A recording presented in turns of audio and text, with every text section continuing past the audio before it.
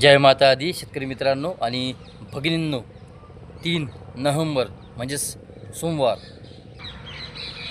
सुद्धा आपल्याला ढगं दिसणार आहे आकाशगंगेवर.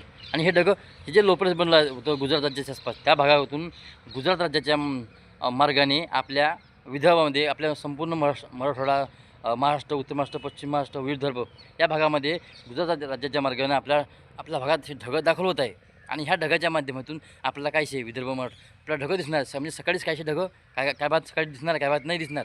पण सकाळीच म्हणजे दुपारून म्हणजे सकाळीच काही भात दुपारून काय भागात संध्याकाळी काय भागात रात्रभर सुद्धा आपल्याला ढगं दिसणार आहे. आणि जे पावसाचे जे जर बोलत झालं तर पावसासारखी नाही आहे, पण तरी काय भागात पावसाची ॲक्टिव्ह नाही. म्हणजे समजा उदाहरण 4-5 ढगं एकत्र आलं आणि थोडेसे काळकेट ढगातून जर झालं त्या भागात हलका मध्यम पाऊस काय भागात थोडंसं पडू शकतो. काय तालुक्यामध्ये काय परिसरामध्ये म्हणजेच विदर्भ, नागपूर, अमरावती, उरुड, मोर्शी, काटोल, नरखेड, आर्वी, आष्टी, तिवसा, मोजरी, कारंजा, धामणगाव रेल्वे, हिंगणघाट, मूर्त्यापूर, दर्यापूर, अंजनगाव, सुरजी, बोलते पांढुर्णा, कळमेश्वर, सावनेर, अचलपूर, चिखलदरा, धारणी, परतोळा, राजूर बाजार आपल्या बऱ्याच ठिकाणी ढगं दिसणार आहे. बऱ्याच ठिकाणी जे मी तालुक्याचे गावाचे नाव सांगितले या बऱ्याचशा भागामध्ये आपल्याला सकाळीच दुपारून संध्याकाळी आणि रात्रभर ढगं दिसणार आहे. पण ही जी पावसाची जी शृंखला आहे, समजा 4-5 ढगं जर एकत्र आले आणि थोडंसं काळकीत ढगावून जर झालं त्याच भागामध्ये पावसाची ॲक्टिव्हिटी होणार आहे. ढगांच्या गडसं की ढगं न गरजता पावसासाठी नाही आहे. तर काय परिसरामध्ये पण म्हणजे बुलढाणा, अकोला, वाशिम, अमरावती काय परिसरामध्ये पाऊस आहे.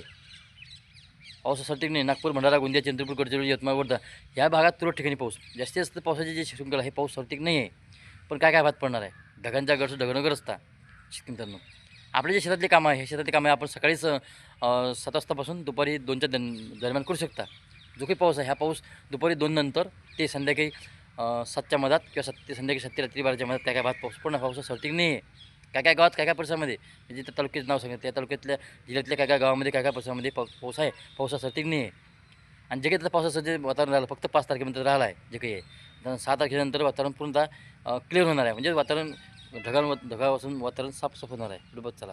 आणि आता 3 नोव्हेंबरला एक पश्चिमी शिव येणार आहे जम्मू काश्मीरवर. आणि 4 पासून म्हणजे 3 पासूनच सुरुवात होणार आहे बर्फवृष्टी होण्याची आणि पाऊस पडण्याची पहाडी भागाकडे.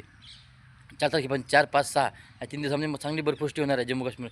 आणि 4, 5, 6 आणि 7 तारखेनंतर त्या भागावरून थंडेवारी आपल्या मध्य भारतात आपल्या विदर्भाकडे येणार आहे. त्यामुळं 7 तारखेपासून थंडीचं प्रमाण वाढणार आहे. सध्या आपल्या भागामध्ये थोडीशी गरमी होत आहे घरामध्ये. व्हिडिओ चला.